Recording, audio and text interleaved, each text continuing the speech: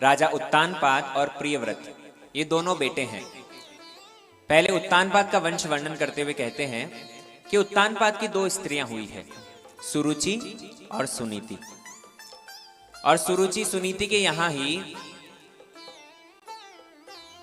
श्री ध्रुव महाराज और श्री उत्तम, ये दोनों भाइयों का जन्म हुआ है। ऐसे महान राजा हैं जिनके यहां ध्रुव महाराज जैसे संतान जन्म हुई, जिन्होंने 5 महीने के अंदर, 6 महीने के अंदर ही भगवत साक्षात्कार किया। एक समय की बात है, राजा उत्तानपाद अपनी स्त्री के साथ में विहार कर रहे थे और राजगद्दी पर छोटे बेटे उत्तम को लेकर के गोद में बैठे हुए थे। ध्रुव महाराज यद्यपि उनके बड़े बेटे हैं, रानी सुनीति के ज्येष्ठ पुत्र हैं, लेकिन उत्तानपाद का स्वभाव ज्यादा प्रेम छोटी रानी से ही है। सुनीति के लिए तो अन्यत्र महल बना करके रख रखा है और उनसे ज्यादा व्यवहार भी नहीं। कभी ध्रुव महाराज खेलते खेलते जो ही आए हैं राजसभा में, देखा उत्तम को पिताजी ने गोद में बिठा रखा है, तो ध्रुव महाराज भी जाकर के पिता की गोद में बैठने लगे। और जो ही गोद में बैठने वाले थे, तब विमाता ने बड़े कटु वचन कह करके ध्रुव महाराज को वहां से भगा दिया। अरे दुर्विनीत, तेरा उतना दुस्साहस, तू जाकर किसी राजा की गोद में बैठना चाहता है? जब तक तू मेरी कुक्षी से जन्म नहीं लेता, तब तक राजा की गोद में बैठने का अधिकारी नहीं है। तू राजपुत्र अवश्य हो सकता है, लेकिन तेरी मां अभागन है, तेरी मां दुर्भागन है, इसीलिए तू राजा की गोद में बैठने का अधिकारी नहीं। ध्रुव महाराज पूछने लगे कि ऐसा भला क्या है, अगर मैं सच में बैठना ही चाहूं तो क्या करना होगा? बोले जा, जंगल में चला जा, जंगल में जाकर के तपस्या कर। भगवान को प्रसन्न करने के उपरांत वो जब वर देना चाहे तो उनसे यही वर मांगना कि मुझे सुरुचि के गर्भ से जन्म दो, मेरी कुक्षी से जन्म लेने के उपरांत तू राजगद्दी पर बैठ पाएगा। ध्रुव महाराज क्षत्रिय बालक हैं, 5 वर्ष का बालक मन ही मन विचार करता है कि पिताजी कुछ प्रतिवाद भी नहीं करते। अरे सौतेली मां इतने कटु वचन कहे जा रही है मुझे, लेकिन पिताजी ने कुछ भी नहीं बोला। अपना क्षत्रिय स्वभाव कैसे छोड़े ध्रुव महाराज? क्रोध तो बहुत आ रहा है, लेकिन जहर का घूंट पी करके रह गए। होठ कंपन कर रहे हैं, सारा शरीर कांप रहा है, आंखों से गर्म अश्रु प्रवाहित हो रहे हैं। बिना कुछ प्रतिवाद किए वहां से चले गए। रोते रोते जब अपनी मां सुनीति के पास में आए हैं, मां उनको समझाती है। बोले बेटा, अरे क्रंदन करने की क्या बात है? मैं कब कहती हूं मैं सौभाग्यवान हूं? मैं तो हूं ही अभागन। अरे किसी अंधे को कोई अंधा कह दे तो इसमें कौन सी बुरी बात है? विमाता ने अगर मुझे अभागन कहा है, मैं तो मानती हूं मैं अभागन हूं, क्योंकि मेरे रहते हुए, पिता के रहते हुए भी तुम पिता सुख से वंचित हो, ये मेरे दुर्भाग्य के कारण ही तो है। इसलिए तेरी सौतेली मां, उसने तुझे परम पिता के विषय में बतलाया है, तो साधारण पिता की गोद में बैठना चाहता था। पिता की गोद में बैठने की अभिलाषा छोड़ बेटा। अरे वो पिता भी कब तक रहेगा? वो पिता की गद्दी, वो राजगद्दी भी कब तक रहेगी? बैठना हो तो ऐसे भगवान के परम पिता की गोद में बैठ, जो केवल मात्र बिठाना जानते हैं, उतारना नहीं जानते। अगर साधारण पिता की गोद में बैठता, वो कुछ समय बाद में उतार देते, लेकिन भगवान के परम पद को अगर कोई प्राप्त करे तो वहां से उतरना नहीं पड़ता। यत गत्वा न निवर्तन्ते। इसलिए बेटा, तेरी सौतेली मां होते हुए भी उसने तुझे भगवत भजन का उपदेश दिया। तेरी मां ने तुझे जो कुछ भी बातें कही है, तो उसमें से सार सार ग्रहण कर। भगवत भजन का जो उपदेश उसने दिया है, उसे ग्रहण कर। क्योंकि आजकल अपनी सगी माताएं भी बच्चों को भगवत भजन का उपदेश नहीं देती, वो तो सौतेली होते हुए भी ध्रुव महाराज को भजन का उपदेश दे बैठी। तू जंगल में चला जा, वहां जाकर के पद्म पलाश लोचन भगवान विष्णु का भजन कर।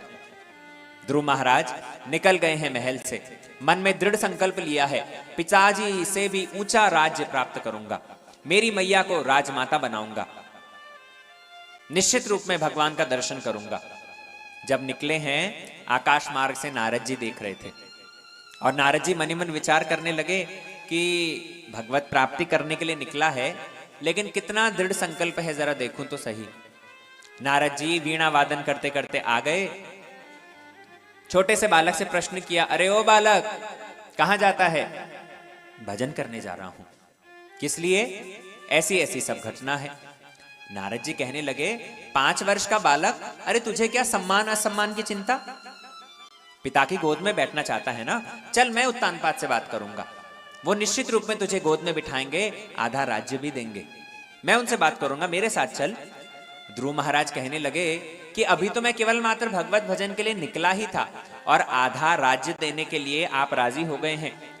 मैं अगर भगवान का भजन कर लूंगा तो न जाने क्या मुझे प्राप्त होगा, इसलिए मैं वापस नहीं लौटने वाला। क्षत्रिय बालक हूं, दृढ़ संकल्प करके निकला हूं, भगवत भजन करके भगवान का दर्शन अवश्य करूंगा। ध्रुव महाराज की बात सुनकर के नारद जी बड़े आनंदित हुए। चेला हो तो ध्रुव महाराज जैसा।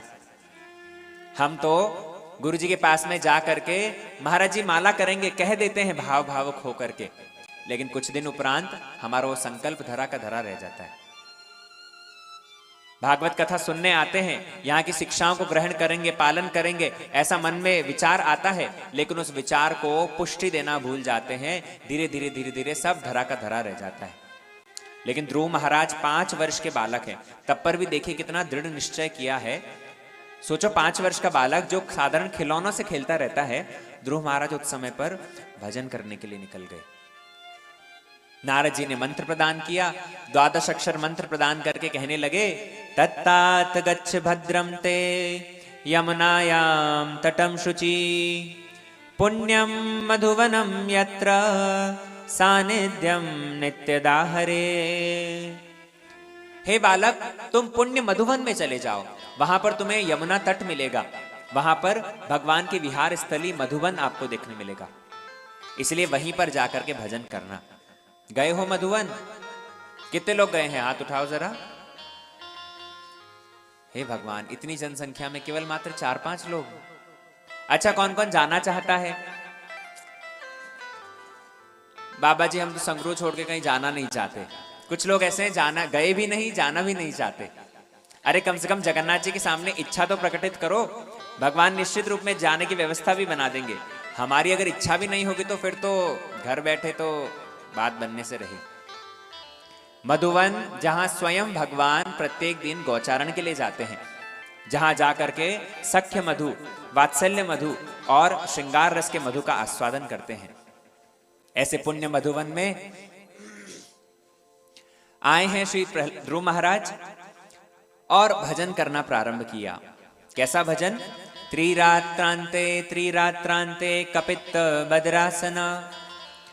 3 दिन में 1 बार खाते हैं। 1 दिन में 3 बार नहीं, 3 दिन में क्या खाते हैं? बेर और कपित्त का फल। और नारद जी ने जो मंत्र दिया था, उस मंत्र से उपासना करते, भगवान में जो स्मरण करने की कोशिश करते हैं, पहला मास होते होते उनको आकाश में देवताओं का दर्शन होने लगा। दूसरा महीना जैसे ही आया है, बेर खाना छोड़ दिया। 6 दिनों में 1 बार खाते हैं, और वो भी क्या? पेड़ से अपने आप जो पत्ते गिर जाते हैं, वो पत्ते खाते हैं। तीसरा महीना जैसे ही आया है, पत्ते खाना भी छोड़ दिया, केवल यमुना का जल पान करते हैं 9 दिनों में 1 बार। चौथा महीना आया है, यमुना जल पान करना भी छोड़ दिया, केवल मात्र वायु भक्षण करते हैं, सांस लेकर के जीवित रहते हैं। सतयुग के समय की बात है, तब ये सब संभव था, इसलिए वायु भक्षण करके चौथा महीना निकाला। 12 दिनों में 1 बार वायु भक्षण, और भगवान का जो ध्यान लगाते हैं निष्कंटक रूप में। 5वां महीना आते भजन के प्रताप से सारी पृथ्वी का संतुलन बिगड़ने लगा। समस्त ब्रह्मांड के अखिल जीवों की श्वास सी जब अवरुद्ध हो गई है, सब के सब जाकर के भगवान मधुसूदन से प्रार्थना करने लगे, हे प्रभु, आप तुरंत जाकर के अपने भक्त को दर्शन दीजिए, तुरंत अपने भक्त की वांछा पूर्ण कीजिए, नहीं तो इसके भजन के प्रताप से सब तहस नहस हो जाएगा। भगवान भी वैकुंठ में सुंदर श्रृंगार करते हैं, और श्रृंगार करके जो ही निकलने लगे, लक्ष्मी जी पूछने लगी, कहां बंठन के जाने की तैयारी है? आज कहां जा रहे हैं? भगवान कहते हैं, अपने भक्त का दर्शन करने जा रहा हूं। भक्त का दर्शन देने नहीं, करने जा रहा हूं। भगवत भक्ति की ऐसी प्रधानता है, देखिए, गुलाब का फूल खिलेगा, भ्रमर अपने आप आकर्षित हो जाता है। ठीक उसी प्रकार हृदय में भगवत भक्ति जागृत हो, भगवान आकर्षित हो जाते हैं। ध्रुव महाराज का दर्शन करने के लिए भगवान चले हैं। आकर के ध्रुव महाराज के सामने खड़े हुए। ध्रुव महाराज आंख बंद करे हुए हैं। आंख बंद करके भगवान का जो सुंदर रूप था उसी का ही ध्यान कर रहे हैं। सामने प्रत्यक्ष भगवान आ गए लेकिन आंख नहीं खोलते। भगवान मनी मन सोचने लगे, मैं स्वयं खड़ा हूं और आंख नहीं खोलता। इसको जो दर्शन हो रहा है उस मानसिक दर्शन को ही आकर्षित करना होगा, अदृश्य करना होगा। और ध्रुव महाराज का वो जो दर्शन था उसे भगवान ने एक क्षण के लिए जो आकर्षित किया है, ध्रुव महाराज छटपटाने लग गए। ध्रुव महाराज को अब वो दर्शन नहीं हो रहा था। आज 5 महीने तक कुछ खाया नहीं था, लेकिन तब पर भी इतने अस्थिर नहीं हुए। आज जब भगवान का एक क्षण के लिए अदर्शन हुआ है, ध्रुव महाराज छटपटाने लग गए और तुरंत आंख खोली। और आंख खोलते ही साक्षात भक्त वत्सल भगवान चतुर्भुज स्वरूप धारण करके खड़े थे। बोलो श्री भक्त वत्सल भगवान की जय।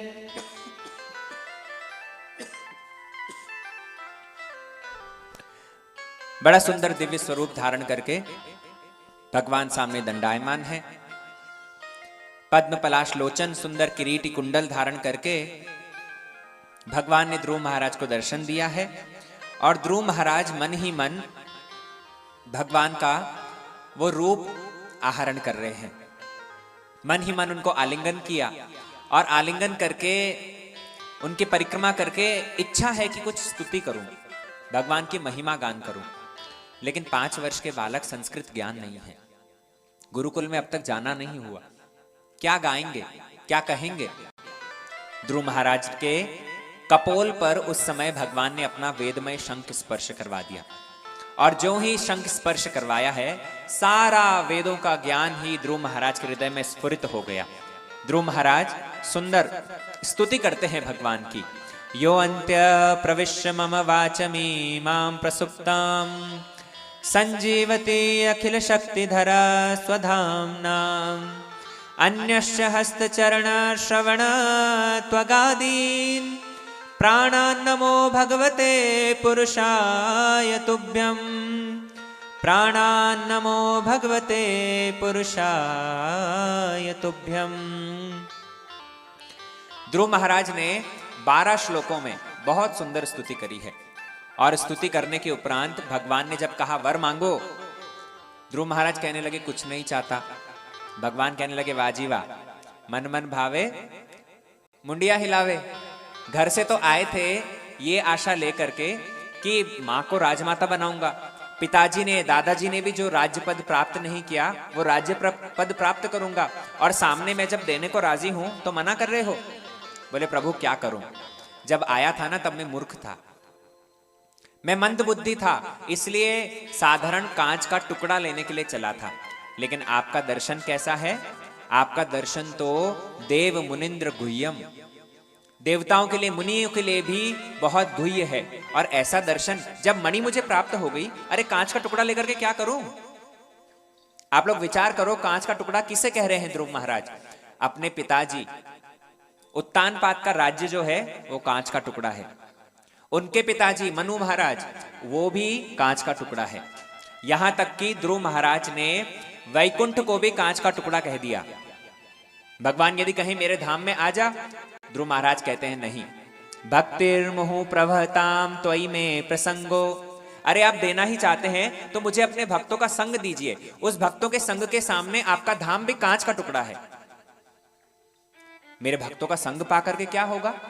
मैं स्वयं खड़ा हूं, मुझे नहीं चाहता, भक्तों का संग चाहता है। बोले हाँ प्रभु, आपके भक्तों का संग यदि होगा ना तो आपको के भक्तों का संग होने से ये संसार समुद्र तो मैं अनायास ही पार कर लूंगा। अरे संसार समुद्र तो लोग अतिशोक्ति करते हुए कह देते हैं, छोटी सी तलैया, मेरे गुरुजी आदेश दे तो एक छलांग में पार कर दूं। लेकिन प्रभु आपके भक्तों का संग यदि मिलता रहेगा तो निश्चित रूप में जीवन भगवत भक्ति करते करते आराम से बीतेगा। ध्रुव महाराज इसलिए भगवान को नहीं मांगते, भगवान के भक्तों का संग मांगते हैं। ध्रुव महाराज को भगवान ने 36,000 वर्षों तक राजत्व दिया है। और वापस जब आ रहे थे, ध्रुव महाराज ने राजगद्दी को स्वीकार करके 36,000 वर्षों तक राजत्व किया। अंत में भजन करते हुए भगवत धाम के साक्षी हुए हैं। मृत्युर पदम दत्वात आरोह्य अद्भुतम, मृत्यु के सर पर पैर रख करके विमान में बैठे।